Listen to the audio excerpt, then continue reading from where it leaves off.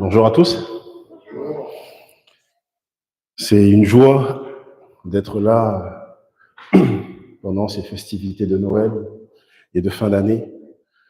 Et c'est notre dernier dimanche de 2024 et nous sommes reconnaissants au Seigneur de nous avoir gardés jusque-là, d'avoir été fidèles dans ses bontés et d'avoir été avec nous tout le long de cette année. Et donc aujourd'hui, le message que je veux apporter va se trouver dans l'évangile de Jean, des versets 15 au verset 18, Jean 1, 15 à 18. Et nous allons lire dans la version NEG 79, lisons pour la gloire de notre Seigneur. Jean lui a rendu témoignage et s'est écrié, c'est celui dont j'ai dit, celui qui vient après moi m'a précédé, car il était avant moi. Et nous avons tous reçu de sa plénitude et grâce sur grâce, car la loi a été donnée par Moïse, la grâce et la vérité sont venues par Jésus-Christ.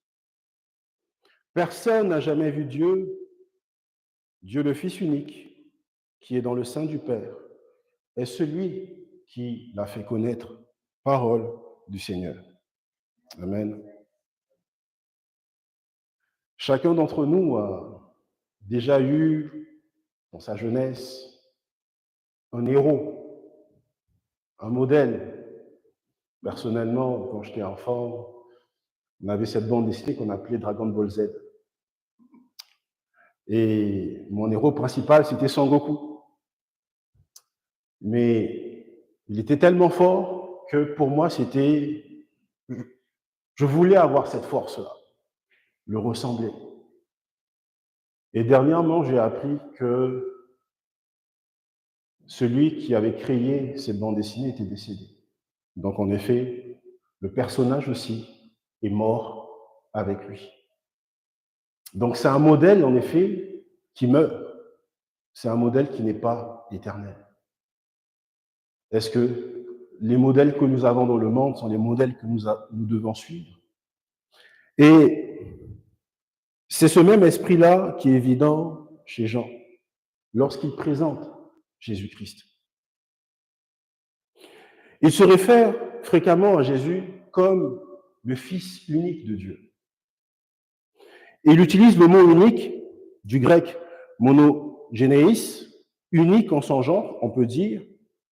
Et nous voyons aussi que dans cette dernière partie de son prologue, Jean souligne ce caractère unique en Jésus-Christ, en tant que notre Sauveur, en le comparant d'abord à Jean-Baptiste, mais par la suite à Moïse. Donc, mon premier point, Jésus-Christ unique dans sa personne.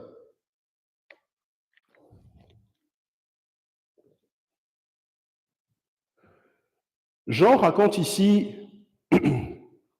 quelle était la prédication de Jean-Baptiste. En employant le verbe témoigner au présent, il désigne un acte qui est continu et certainement un acte qui est continuellement en vigueur, donc la prédication de la parole.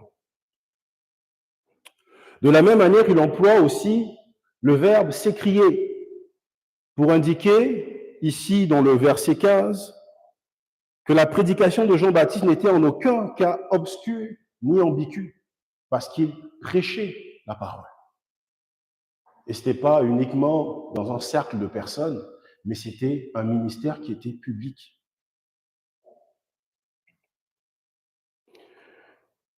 Et donc la première phrase ici est destinée à transmettre l'affirmation qu'il a été envoyé pour l'amour du Christ. Et donc qu'il aurait été déraisonnable que Jean-Baptiste soit élevé au-dessus de Jésus-Christ. Et il dit, c'est celui dont j'ai dit, et donc par ces mots, il veut dire que son intention était dès le début de faire connaître Jésus-Christ. Dès le début.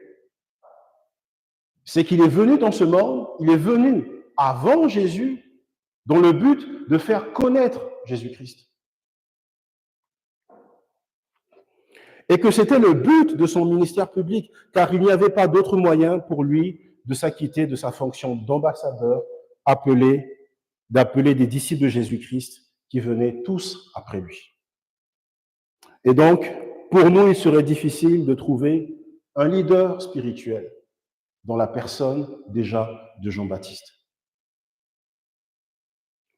Un ange a annoncé sa naissance en disant dans Luc 1, verset 15, « Car il sera grand devant le Seigneur. Il ne boira ni vin, ni liqueur enivrante. Et il sera rempli de l'Esprit Saint dès le sein de sa mère. » Jean-Baptiste, avait un message et un ministère qui était déjà inspirant, qui pouvait nous inspirer. Il appelait Israël à se repentir et à se faire baptiser. Et Jean-Baptiste a affronté les dirigeants de l'époque. Il a même affronté Hérode. Et donc, ce serait donc un honneur de suivre Jean-Baptiste. Un grand leader spirituel.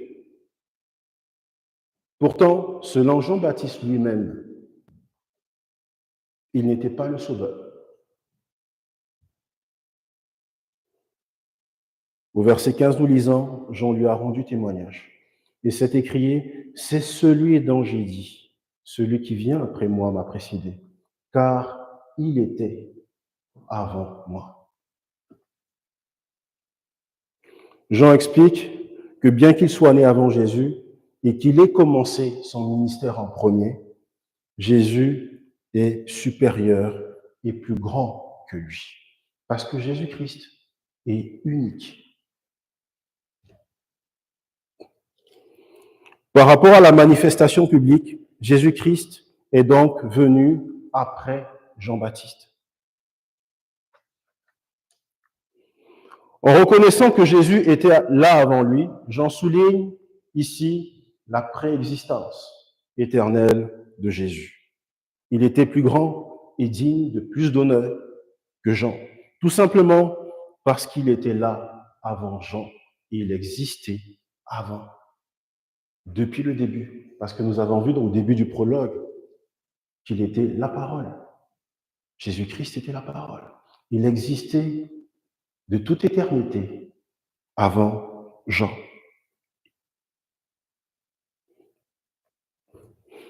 Jésus-Christ, il était le Fils de Dieu.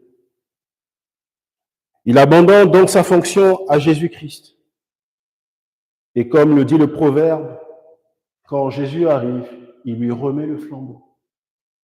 Il le baptise et il lui remet le flambeau. Jésus se distingue de tout simple homme, même d'un grand homme comme Jean-Baptiste. Parce que Jésus-Christ n'a aucune limite. Il est puissant. Il est le Dieu tout-puissant. Et Jésus-Christ, il est totalement sans défaut, alors que Jean-Baptiste était pécheur. Mais Jésus-Christ, lui, n'avait aucun péché. Donc, en fin de compte, tout leader spirituel humain est appelé à échouer, est appelé à mourir. C'est ainsi que le ministère de Jean-Baptiste s'est achevé. Il a été exécuté sans ménagement par Hérode.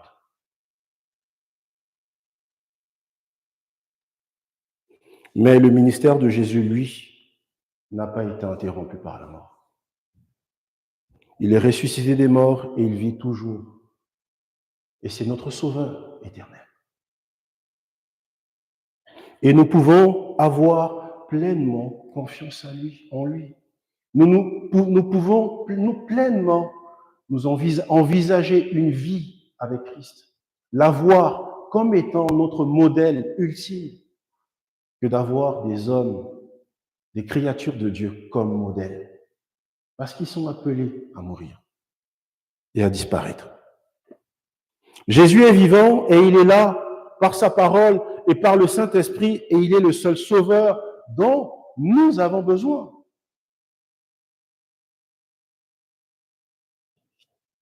Jésus est le sauveur pour tous ceux qui cherchent un véritable guide à suivre. Si vous cherchez un guide, pourquoi le chercher dans le monde? Si tous les hommes sont appelés à mourir ou à disparaître, pourquoi ne pas confier nos vies, avoir comme modèle, comme guide, la créature, le Créateur au lieu de la créature?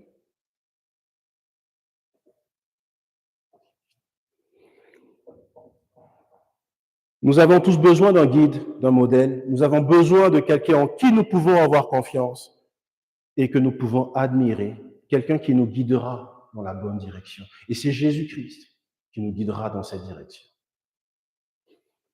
C'est pourquoi nous avons des pasteurs et d'autres mentors spirituels aussi, des gens qui sont là pour nous accompagner. Jean-Baptiste était un grand leader, mais pour un chrétien, rien ne remplacera jamais le fait qu'être disciple de Jésus lui-même. Jésus met en place des leaders, mais Jésus-Christ est l'autorité suprême et l'autorité absolue que nous devons suivre. Jésus n'est pas mort et il n'a pas disparu, mais il vit et règne en nous par sa parole et par le Saint-Esprit. Et donc, pour devenir fort en Christ et suivre le bon chemin, nous devons entretenir une relation vivante, exclusive avec lui, dans la prière, la lecture de la parole de Dieu. Et c'est dans cette parole que nous allons mieux le connaître. Mon deuxième point, Jésus-Christ unique dans sa provision. Jean déclare ici au verset 16, « Et nous avons tous reçu de sa plénitude et grâce sur grâce. » Jésus possède toutes les bénédictions spirituelles dont nous avons besoin en tant qu'humains. Il les possède tous.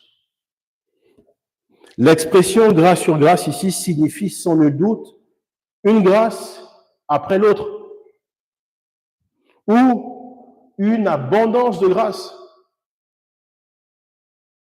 Ici, la grâce signifie la faveur imméritée répandue par Dieu sur ses enfants bien-aimés. Il n'y a jamais de circonstance qui dépasse la capacité de Jésus-Christ à fournir sa grâce, à fournir son amour, à fournir sa joie, à fournir sa paix. Il n'y a aucune limite. Lorsque le vin a manqué aux noces de Cana, Jésus a eu la plénitude de fournir du vin en abondance et de meilleure qualité aussi. Alors qu'une foule immense avait faim, il a pris 5 pains d'orge et 2 poissons et il les a tous nourris. Et il restait encore 12 paniers. J'en ai eu un peu la même chose là, pendant le repas de Noël par rapport aux quantités. Mais il en restait encore. Mais il y avait toute la joie en nous. Et c'est ça la plénitude de notre Dieu. C'est de nous fournir en abondance. Une vie en abondance, mais une vie aussi qui a une qualité que le monde ne peut pas nous donner. Même la mort n'a pas épuisé sa plénitude. Car lorsque Lazare gisait froid dans la tombe, Jésus avait la plénitude de le ramener à la vie. Il peut subvenir à tous nos besoins grâce à sa vie infinie, toute puissante et divine, mais aussi grâce à son amour qui est inépuisable. C'est pourquoi Jean dit, et nous avons tous reçu de sa plénitude et grâce sur grâce. Cela signifie qu'il y a grâce après grâce pour tous ceux qui viennent à Jésus. Pour tous ceux qui viennent à Jésus-Christ. et qu'il y a une provision inépuisable pour nous de l'abondance de grâce. Inépuisable. Lorsqu'une grâce a été donnée, une autre grâce est prête pour nous. Il en a en provision pour ceux qui viennent à lui. La grâce du Christ prend de nombreuses formes. Il nous apporte la foi, nous raconte, nous reconforte par la paix, nous encourage par l'espérance, nous vivifie par la joie et nous inspire par son amour inconditionnel. Son amour inconditionnel. Et l'Église a besoin d'une grâce au jour de la persécution. Mais elle a aussi besoin de grâce quand il fait aussi sombre dans les jours de la persécution.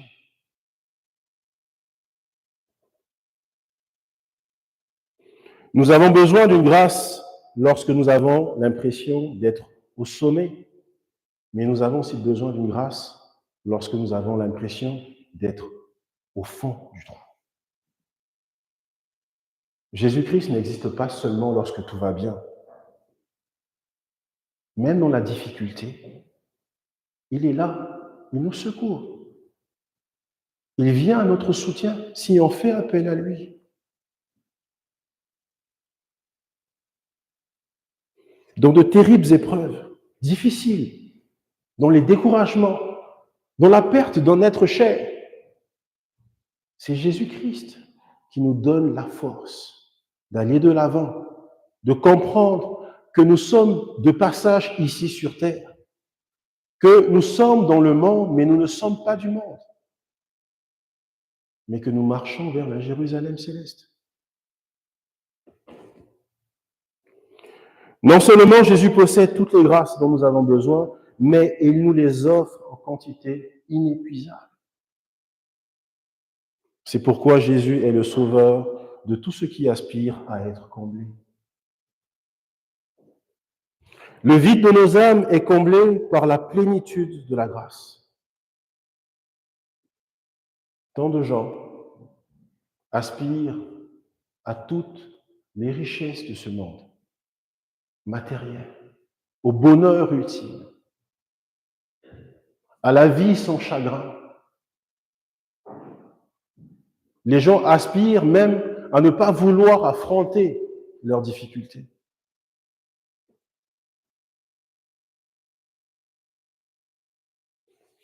Mais ces gens ne le cherchent pas dans le Christ, ils le cherchent dans le monde.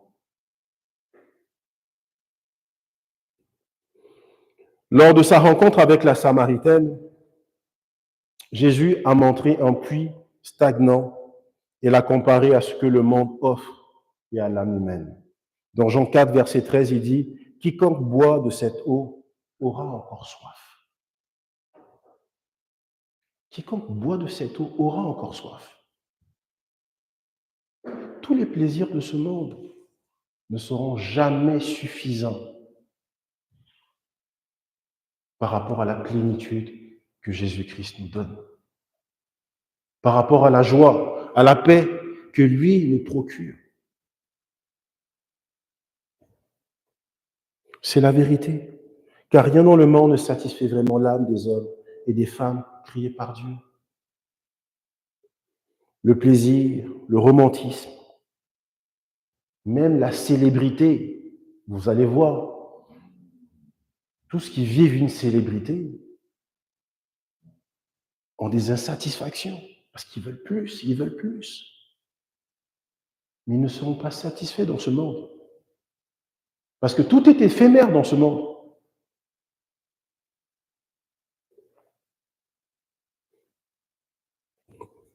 Jean 4, verset 14.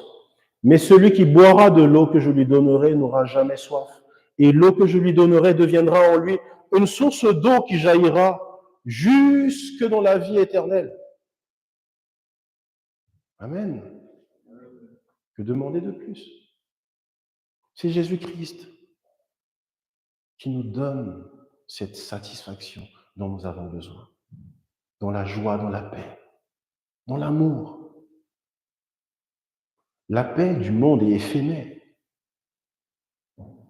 Le plaisir du monde peut nous mener à un chaos que vous ne pouvez même pas savoir, imaginer.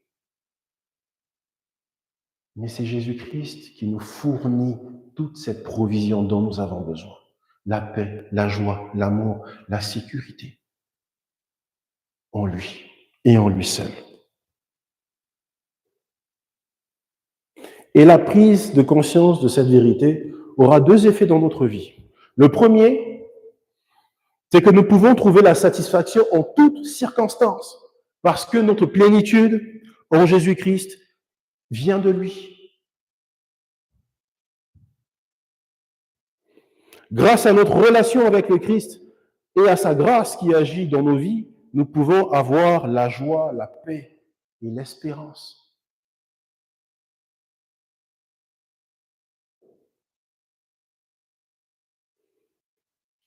Et ça, frères et sœurs, cette joie, cette paix, même dans l'abondance, même dans le manque,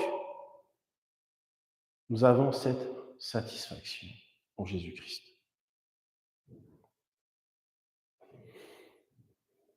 L'apôtre Paul a dit dans Philippiens 4, 11, 13, « J'ai appris à être content dans l'état où je me trouve. Comment ? Je puis tout par celui qui me fortifie. »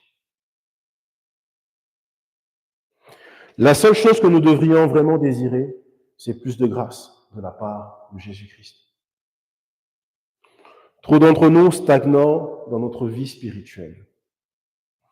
Nous avons reçu une certaine quantité de grâce et nous cherchons pas à obtenir davantage.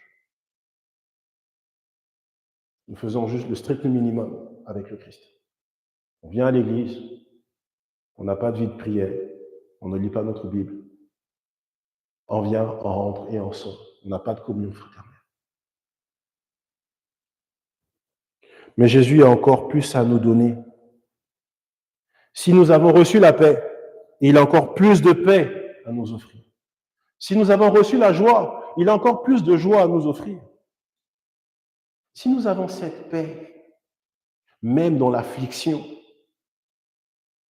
ça veut dire qu'il a encore plus de paix à nous donner.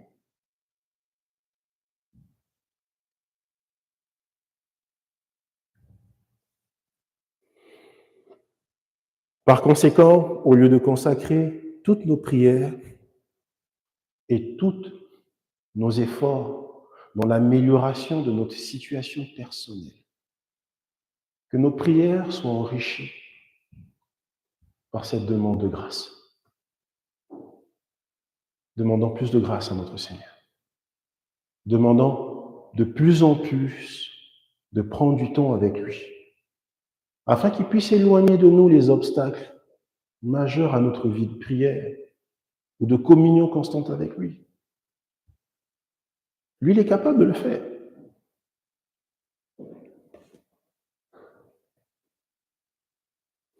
Lorsque nous réalisons la plénitude que le Christ a à nous donner, le deuxième effet est que nous commençons à faire grâce aux autres.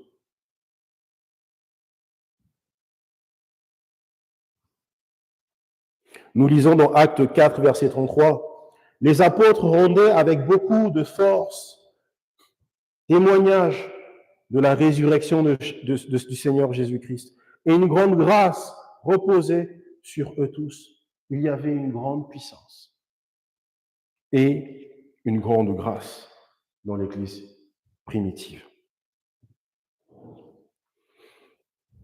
Et quel en était le résultat ? Ils donnaient beaucoup aux autres parce qu'ils ont reçu. Vous savez, on dit un peu, on donne ce qu'on a reçu parce qu'ils ont reçu de la grâce en abondance, de la joie en abondance. Ben, ils ont redonné aussi aux autres.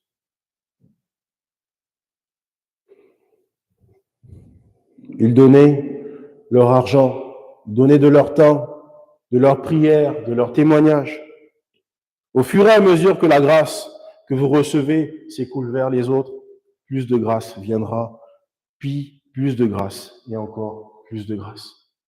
Parce que le Seigneur Jésus-Christ a un puits inépuisable de grâce.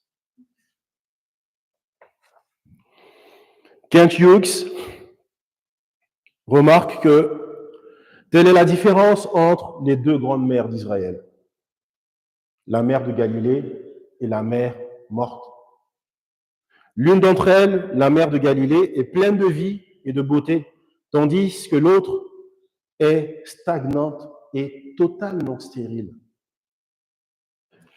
La différence réside dans le fait que les eaux et les minéraux qu'elle transporte entrent et sortent de la mer de Galilée, de sorte qu'elle reçoit et donne à la fois alors que l'eau n'entre que dans la mer morte. Elle donne et elle reçoit. Mais dans la mer morte, il n'y a que l'eau qui entre.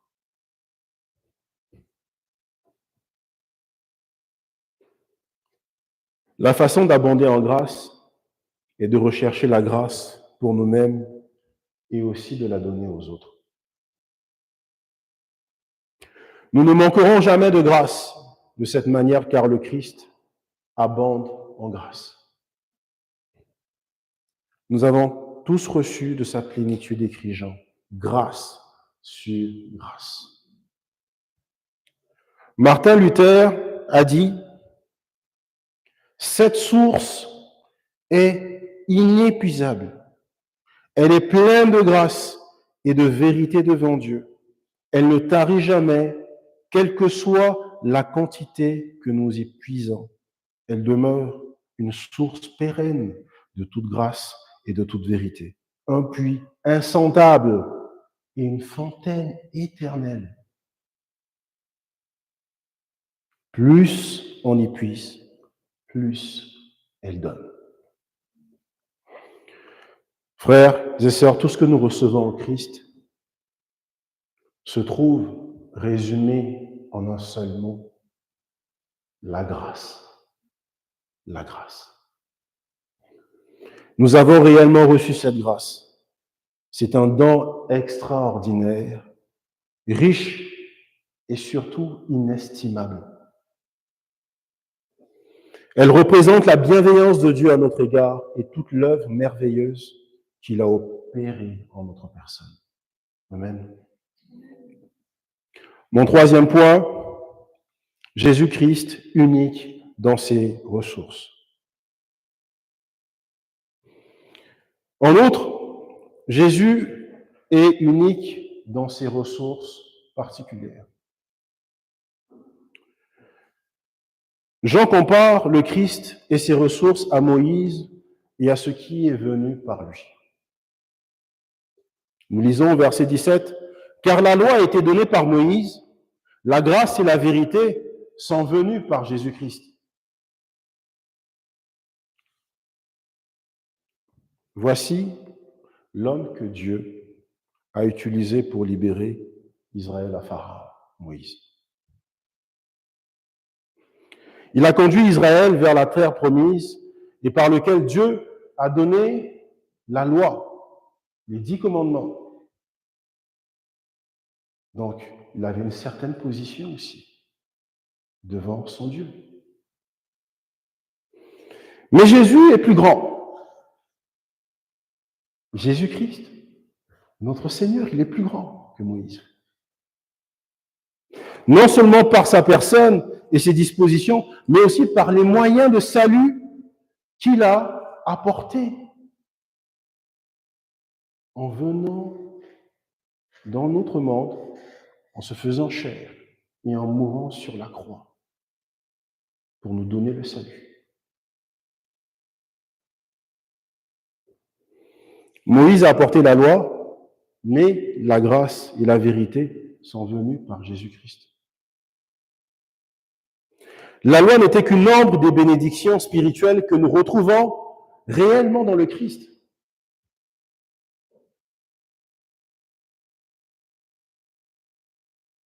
Si l'on sépare la loi de Christ, il n'y a plus en elle que des figures qui sont vides de sens. C'est pourquoi Paul, dans Colossiens 2, verset 17, dit que les membres étaient dans la loi, mais le corps est en Christ. Nous ne devrions pas minimiser la bénédiction que la loi a représentée pour Israël. C'était une aide précieuse que de savoir ce que Dieu demandait et ce que Dieu exigeait. La loi révèle également notre besoin de la miséricorde de Dieu. Pourquoi? Parce qu'elle nous montre notre péché. La loi nous montre notre état de pécheur. Mais sous la loi, les bénédictions de Dieu viennent en réponse à notre obéissance, comme quelque chose que nous gagnons. Elle ordonnait aux hommes d'obéir et les condamnait à mort s'ils ne le faisaient pas. Elle déclarait aux hommes ce qui était juste, mais ne leur donnait nullement le pouvoir de l'accomplir. Elle fut donnée pour leur montrer qu'ils étaient pécheurs, mais s'avéraient incapables de les sauver de leurs péchés. La loi dit, fais ceci et tu vivras. Et ça, c'était la faiblesse de la loi afin que Jésus n'arrive. Saint Augustin l'a expliqué en disant, la loi a menacé, mais n'a pas apporté de secours. Elle a ordonné, mais n'a pas guéri. Elle a manifesté, mais n'a pas enlevé notre faiblesse. C'est pourquoi, si la loi apportait des bénédictions à ceux qui la respectaient, elle n'offrait aucune aide aux pécheurs. En revanche, Jésus a apporté le salut qui vient de la grâce de Dieu. Le terme grâce se réfère à la fois à la disposition de Dieu et à la manière dont il sauve les pécheurs que nous sommes. Notre Dieu est gracieux dans sa personne. Cela décrit sa bonté, sa miséricorde et son empressement à sauver même ceux qui ont péché contre lui, même ceux qui l'ont cloué à la croix. De plus, Dieu nous sauve par la grâce, offrant le salut comme un don gratuit reçu par la foi seule et non par les œuvres, par la foi seule en Jésus-Christ. La loi manifestait ce qui était dans l'homme, c'est-à-dire le péché. La grâce manifeste ce qui est en Dieu, c'est-à-dire l'amour. La loi exigeait la justice des hommes. La grâce, elle apporte la justice aux hommes. La loi condamne à mort un homme vivant. La grâce ramène à la vie un homme qui est mort. La loi parle de ce que les hommes doivent faire pour Dieu. La grâce parle de ce que Christ a fait pour les hommes.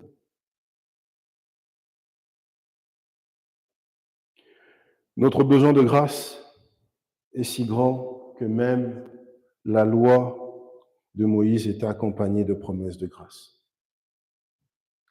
Il s'agissait de la loi cérémonielle d'Israël, qui consistait principalement à des sacrifices de sang pour la purification des péchés.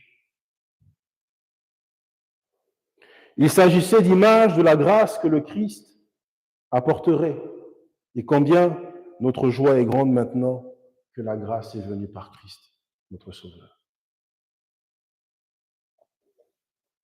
Jésus apporte aussi la vérité.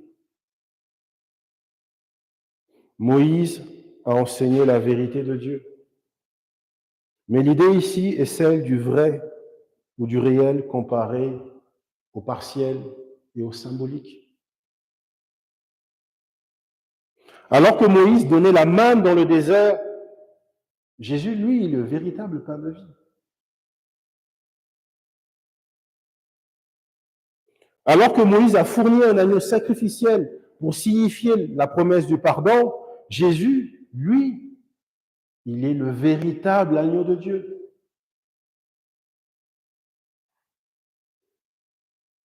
Et ce véritable agneau de Dieu, c'est celui-là qui ôte le péché du monde. Jean 1, verset 29. C'est ainsi que la loi et la grâce fonctionnent ensemble.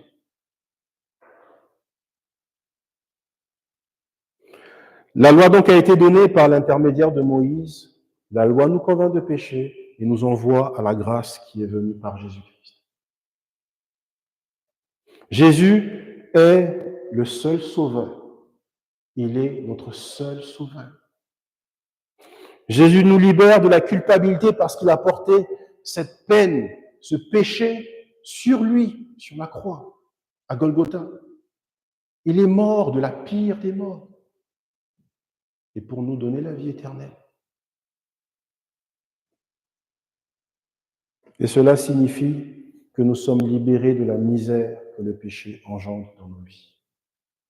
Cela signifie aussi être libérés de la mort, car c'est le jugement du péché qui rend la mort effrayante.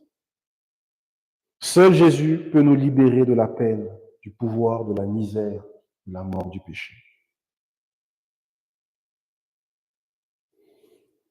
Le prophète Ésaïe se lamente dans Ésaïe 64, verset 5. Nous sommes tous comme des impurs, et toute notre justice est comme un vêtement souillé. Chacune de nos pensées, de nos paroles et de nos actes est entachée par le péché, par la culpabilité, l'orgueil ou l'égoïsme. Les païens disent « Faites ceci et vous irez au paradis ». Mais le christianisme offre la grâce par l'intermédiaire de Jésus-Christ. Ce que nous ne pouvons pas accomplir, il a fait pour nous en mourant sur la croix. En lui, le salut est un don gratuit de notre Dieu d'amour reçu par la simple foi. En Christ, la grâce répond à tous les besoins du chrétien. Il offre la grâce du pardon devant la loi de Dieu, la grâce de la purification en présence du péché, la grâce de la force dans notre recherche de la sainteté, la grâce de la préservation pour ceux qui sont tentés de tomber aussi. Lorsque nous sommes tentés de tomber, nous avons cette assurance que nous pouvons faire appel à sa grâce pour nous garder fixés sur lui. Nous sommes libérés d'une tentative désespérée de performance parce que Dieu nous a donné la grâce. Nous sommes libérés de la mort qui est devenue dans le Christ la porte du ciel. Dieu s'est réconcilié avec nous tous par la grâce libre. En ne nous imputant pas nos péchés. Il a gravé sa loi dans nos cœurs et par son esprit. Il renouvelle notre foi et notre obéissance à sa loi. Jean 8, 36. Jésus a proclamé, si donc le Fils vous a franchi, vous serez réellement libre. Amen. Mon quatrième et mon dernier point, Jésus-Christ unique dans sa révélation.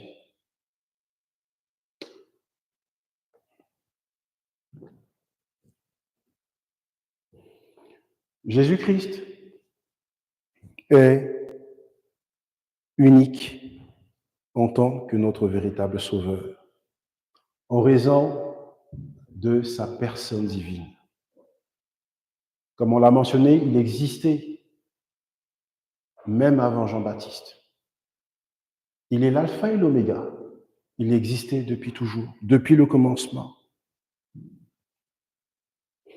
De sa provision inépuisable de ses sources, de ses ressources de grâce et de vérité, et enfin parce qu'il est le seul à pouvoir nous révéler Dieu. C'est parce qu'il a cette essence divine qu'il peut nous révéler Dieu le Père. Nous lisons au verset 18, « Personne n'a jamais vu Dieu, Dieu le Fils unique, qui est dans le sein du Père, est celui qui l'a fait connaître. »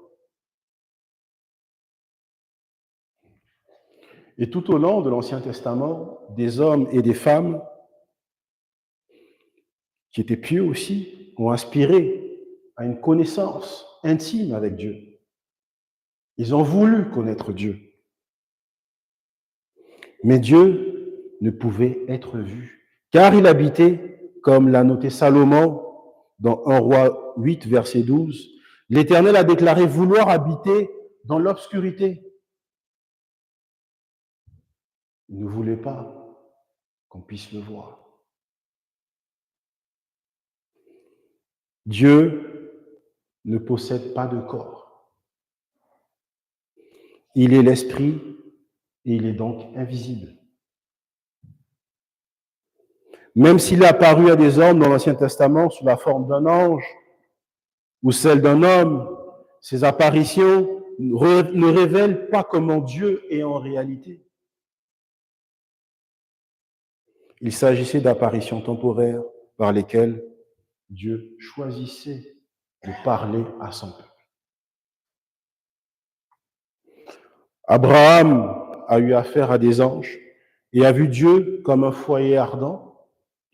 Moïse a eu les rapports les plus intimes avec Dieu. Se tenant devant le buisson ardent et voyant la lumière divine briller sur son visage, pourtant, son plus grand désir était de voir Dieu lui-même. Dans Exode 33, 18 à 20, Moïse supplie Dieu de lui montrer sa gloire, mais Dieu a répondu, « Tu ne pourras pas voir ma face, car l'homme ne peut me voir et vivre. »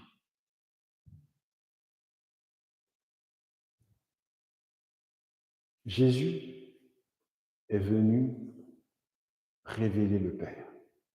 Il est venu révéler Dieu. Il a apporté la révélation parfaite de Dieu que les hommes pouvaient recevoir. Jean le décrit comme le seul Dieu qui est dans le sein du Père. C'est pourquoi Jésus est plus grand que Jean-Baptiste. Il est plus grand que Moïse. Il est même plus grand que Mahomet. Il est même plus grand que les dieux de ce monde. Jésus est puissant. Il est plus grand que tous les dieux de ce monde.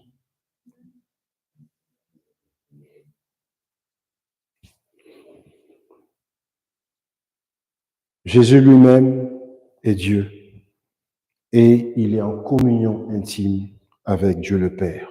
Littéralement, Jean dit qu'il est dans le sein du Père. C'est donc lui qui peut nous montrer le Dieu Tout-Puissant. Jean Calvin note que la connaissance de Dieu est la porte par laquelle nous entrons dans la jouissance de toutes les bénédictions. Et comme c'est par le Christ seul que Dieu se fait connaître à nous, il s'ensuit que nous devons tout rechercher auprès du Christ. C'est lui notre guide. C'est lui notre modèle. Et que nous devons tout chercher en Christ.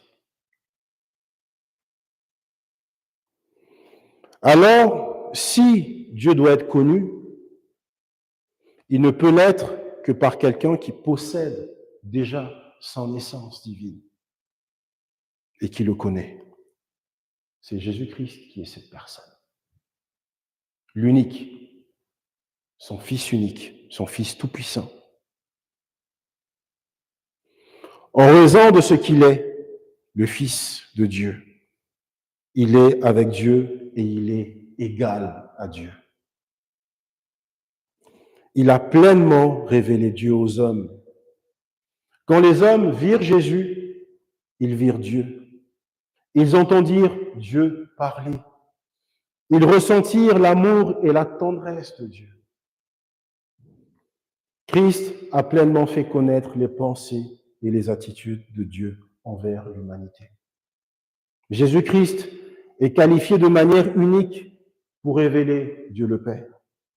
Cela signifie que Jésus est le seul et unique sauveur pour tous ceux qui désirent connaître Dieu.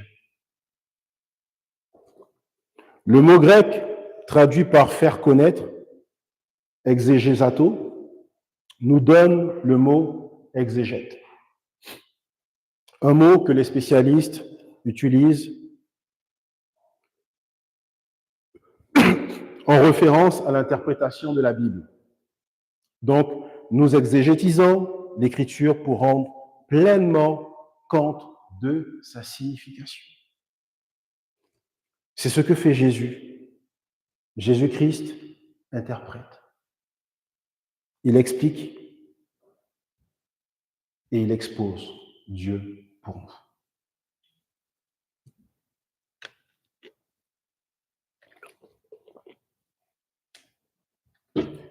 Jésus donne une révélation complète de Dieu dans ce qu'il a enseigné et dans ce qu'il a fait. Pour savoir comment est Dieu et ce qu'il veut pour le monde, il nous suffit d'étudier Jésus-Christ. Rien de plus.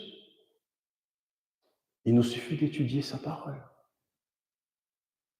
C'est pourquoi Jean l'a appelé, au début du prologue, la parole. Il nous suffit d'étudier la parole. C'est en lui que Dieu parle plus clairement. C'est ce dont nous avons le plus besoin et ce que nous devrions tous rechercher avec le plus de ferveur, le plus d'ardeur de tout notre cœur que de connaître Jésus-Christ, de connaître la parole. Comme Jésus l'a demandé à son Père dans Jean 17, verset 3, « Or la vie éternelle, c'est qu'ils te connaissent toi, le seul vrai Dieu, et celui que tu as envoyé, Jésus-Christ. » Jésus est unique en tant que notre Sauveur. C'est la seule personne en qui nous pouvons avoir confiance. Les gens de ce monde sont appelés à disparaître. Mais Jésus-Christ, lui, il est éternel. Il vit éternellement auprès du Père. Il intercède pour nous. Il écoute nos prières aussi.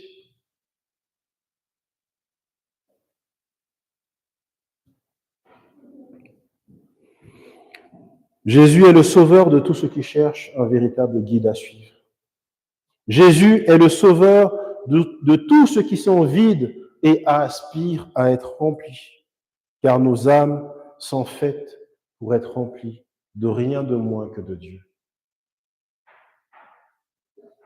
Jésus est le sauveur de tous ceux qui cherchent à être acceptés, car c'est par sa grâce que nous sommes justifiés et reçus comme des enfants bénis de Dieu, le Père.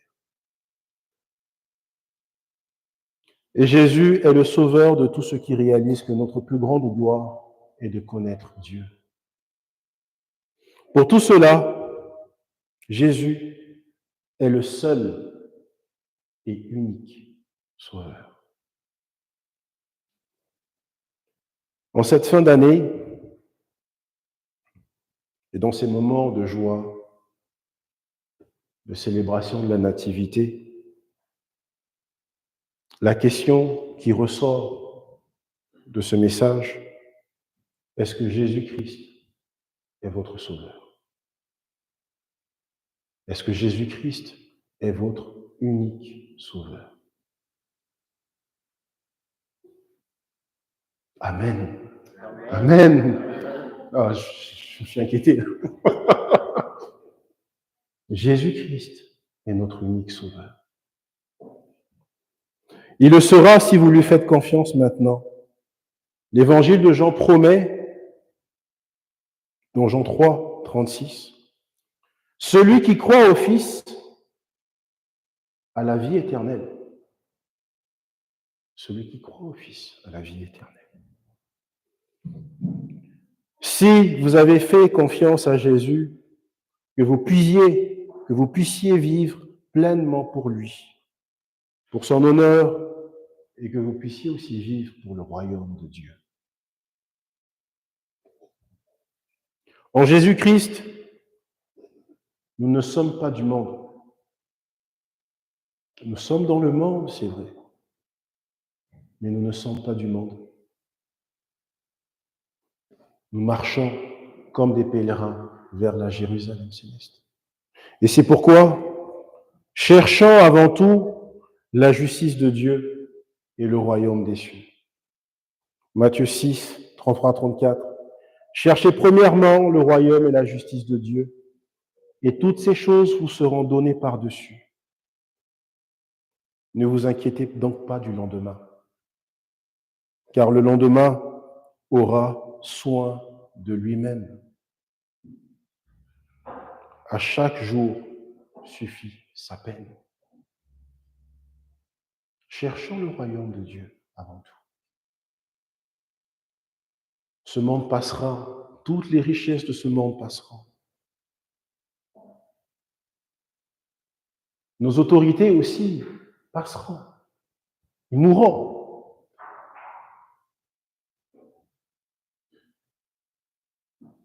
Cherchons avant tout la justice de Dieu.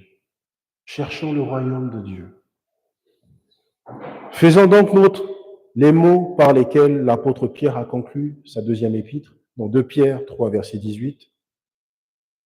Mais croissez dans la grâce et dans la connaissance de notre Seigneur et Sauveur Jésus-Christ. À lui soit la gloire, maintenant et pour l'éternité. Amen. Prions. Éternel notre Dieu, quelle joie et quel privilège d'être appelé enfant de Dieu. Quel privilège aussi, Seigneur, de vivre pleinement tes grâces. Et nous savons, Éternel, que tu nous connais mieux que nous-mêmes. Tu sais de quoi nous avons besoin. Tu sais de quoi nous sommes faits. Et tu sais ce qui nous anime, Seigneur. C'est pourquoi nous venons à tes pieds, afin que nous puissions, Éternel, vivre pour toi. Vivre pour Jésus-Christ, notre seul et unique Sauveur. Que nous puissions puiser, Éternel, dans son puits inépuisable de grâce, des grâces qui abondent, afin qu'on puisse vivre dans la joie, dans la paix, mais une joie et une paix que le monde ne peut pas nous donner. Et que nous savons que cette joie, cette paix est de qualité exceptionnelle en Jésus-Christ. Seigneur notre Dieu, nous te prions de nous guider, de nous encourager dans la lecture de ta parole, dans la prière fervente, Seigneur, afin d'être constamment et régulièrement en relation avec toi, Seigneur. Que nous puissions chercher à mieux te connaître, à connaître la personne de Jésus-Christ. Christ qui s'est incarné, lui qui est Dieu, le Dieu Tout-Puissant. Jésus-Christ qui est venu parmi nous, qui depuis sa naissance a vécu l'humiliation, lui qui est né dans une étable, lui qui était le roi des rois, qui est né dans une étable, lui qui s'est fait flageller, il s'est fait clouer sur une croix pour nous donner la vie éternelle. Quel privilège éternel! C'est tout un privilège, notre Dieu. Que nous puissions serrer ta parole dans nos cœurs éternels, notre Dieu, afin de ne pas pécher contre toi, mais afin de mieux te connaître, de te suivre et de respecter ta loi et tes commandements, afin de glorifier ton nom, de proclamer ton nom dans ce quartier, dans cette ville, dans ce monde, dans toutes les extrémités de la terre. Gloire soit rendue à notre seul et unique Sauveur Jésus-Christ. C'est en son nom que j'ai prié. Amen.